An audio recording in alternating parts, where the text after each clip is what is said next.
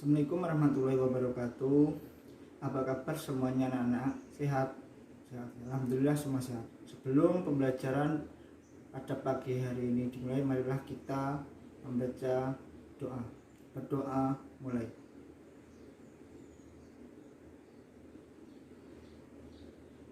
Amin amin ya rabbal alamin. Semoga dengan bacaan doa pada pagi hari ini melancarkan pembelajaran kita di awal sampai di akhir pembelajaran kali ini. Amin.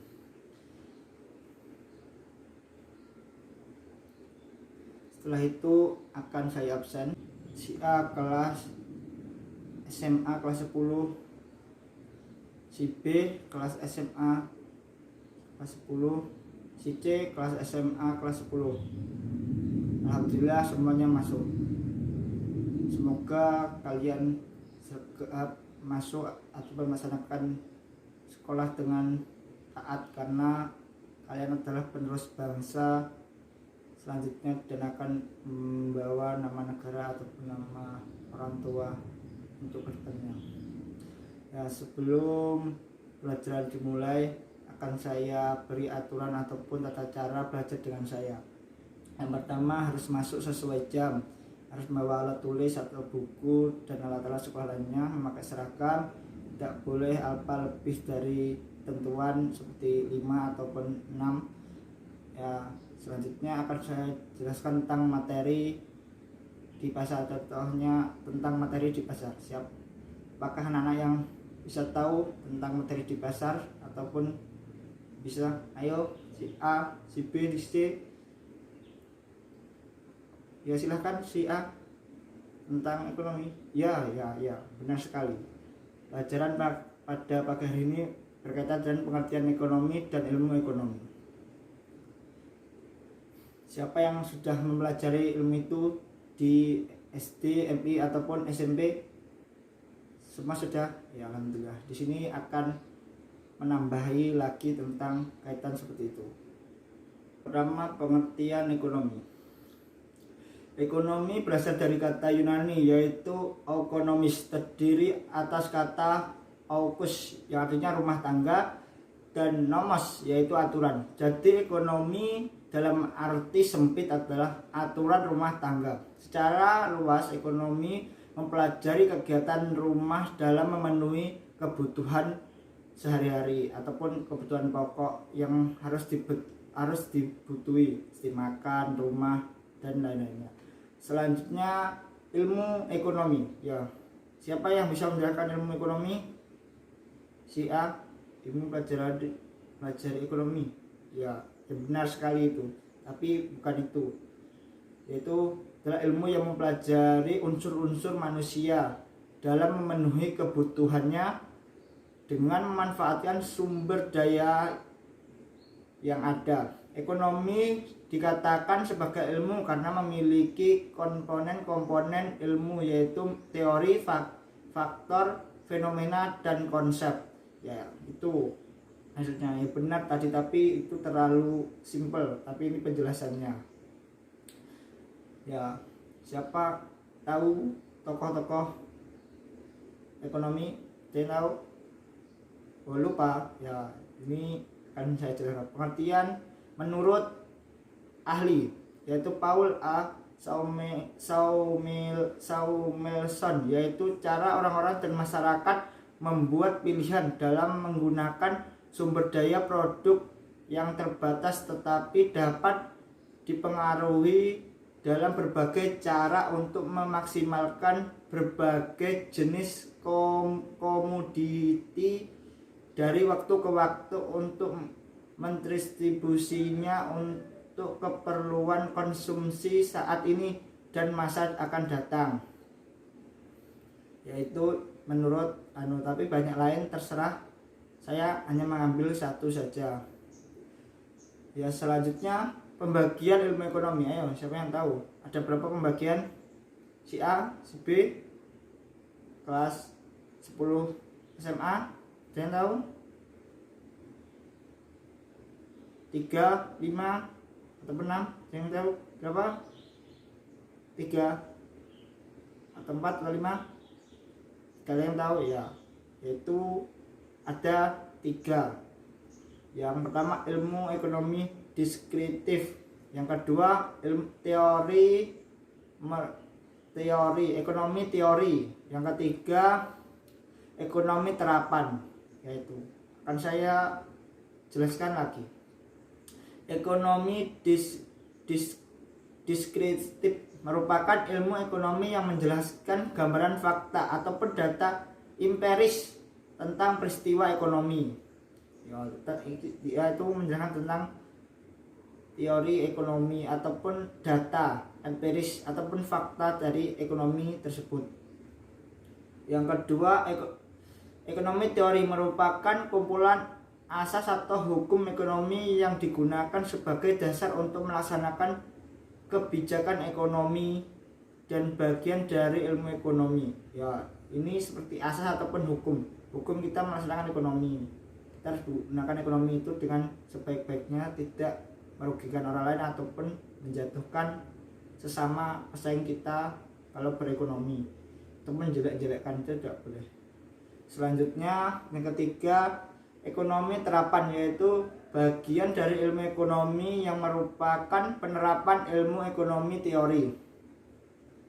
Ya, yang ketiga ini melanjutkan dari si ke-1 dan kedua, itu lebih menjelaskan lebih rincinya. Seperti itu.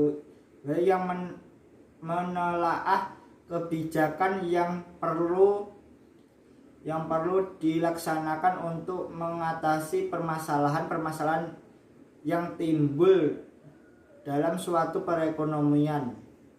Contoh, menggunakan teori ekonomi, mengukur dan metode analisis statistik. Itu contoh, hari ini kita mengukur ekonomi dan menghitung analisis apakah ini baik, apa ini salah, apa ini betul. Yang selanjutnya prinsip ekonomi.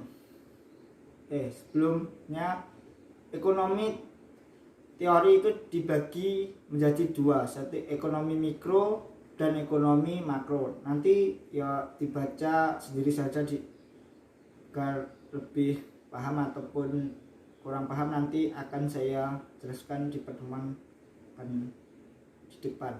Selanjutnya adalah prinsip ekonomi, yaitu dengan pengorbanan tertentu ingin memperoleh hasil sebaik-baiknya. Kita yuk berkorban ataupun kedua orang tua berkorban di bidang ekonomi itu untuk memenuhi hasil sebesar-besarnya dan dengan pengorbanan sekecil-kecilnya memperoleh hasil tertentu. Itu prinsip ekonomi. Yang selanjutnya motif. Siapa yang tahu motif ekonomi ada berapa ataupun bisa memberi penjelasan? Ayo anak-anak, si A kelas 10 SMA, si B, si C ada? Wow, masa tidak ada? Ya besok sebelum masuk itu ya dibaca dulu pelajarannya agar ya bisa tahu lah, kalaupun tidak paham ada berapa dan sumber-sumber ya kan ada buku bisa dicari di internet ataupun lainnya. Ya seperti itu. Besok pertemuan ke depan, yaitu ada 3 pelaku ekonomi memiliki motif berbeda-beda berdasarkan tujuan yang diperoleh.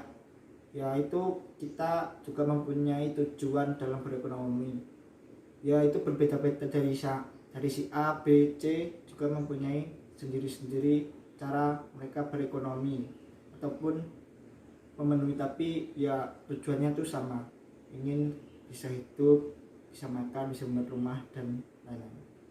Itu motif ekonomi produsen. Dalam melakukan tindakan ekonomi ditujukan utama adalah produsen adalah memperoleh keuntungan sebesar-besarnya. Itu yang motif produsen. Mencapai kepuasan ekonomi, juga membantu secara melalui kegiatan sosial.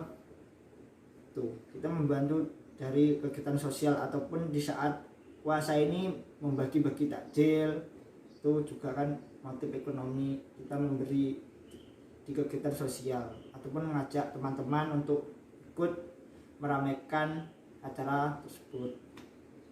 Yang kedua, motif ekonomi konsumen. Secara umum motif ekonomi konsumen adalah untuk memenuhi kebutuhan, mencari kepuasan optimal, dan meningkatkan status. Itu seperti kita berekonomi mencari untung, tidak ingin mencari buntung. Kita mencari inovasi ataupun yang lain agar dagangan kita ataupun penjualan kita lebih cepat. Itu yang selanjutnya, motif ekonomi distributor atau distributor adalah orang atau pengusaha yang menyalurkan barang dan jasa dari produsen kepada konsumen. Itu dari toko diberikan ke pedagang kaki lima seperti warung, seperti itu contohnya. Maksudnya seperti itu, kita kan tidak bisa membuat sendiri, kita bisa mengambil dari perusahaan lain ataupun itu. Ya, selanjutnya itu motif ekonomi dibagi menjadi dua macam, yaitu motif intrinsic atau motif yang berasal dari dalam diri sendiri, yaitu dari kita. Contohnya, si A membantu korban banjir karena munculnya rasa simpatik dari hatinya. Atau contoh, si B melihat ada longsor atau itu langsung memberi bantuan, dari itu timbul dari hatinya. Itu dinamakan motif intrinsik. Itu yang kedua adalah motif ekstrinsik, motif yang berasal dari luar. Contoh, si C menabung uangnya di bank karena semua teman-temannya di kelasnya melakukan hal itu atau yang sama. Contoh kan si A, si B itu menabung di bank. Nah, si C kelas 10 SMA itu juga ikut-ikut itu ya. Sebelum pembelajaran ya, itu yang bisa saya jelaskan pada pagi hari ini. Kalau masih perlu ditanyakan silahkan bertanya anak-anak ada. Kalau tidak ada ya akan saya lanjutkan.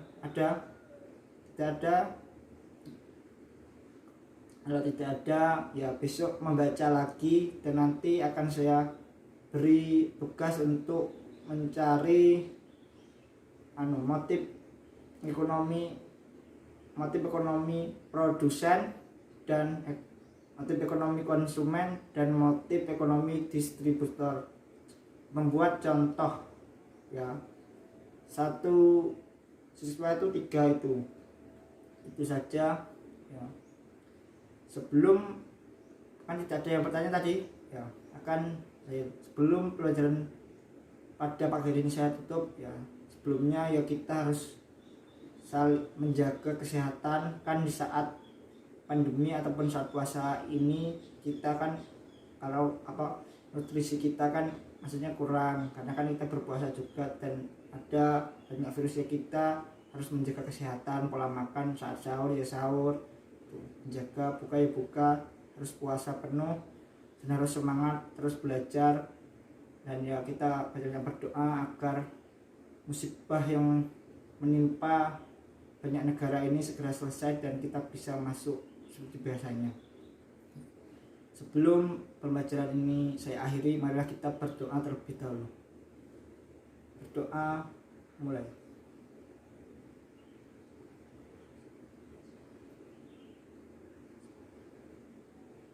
Amin ya Allah. Ya, sekian dari saya. Assalamualaikum warahmatullahi wabarakatuh.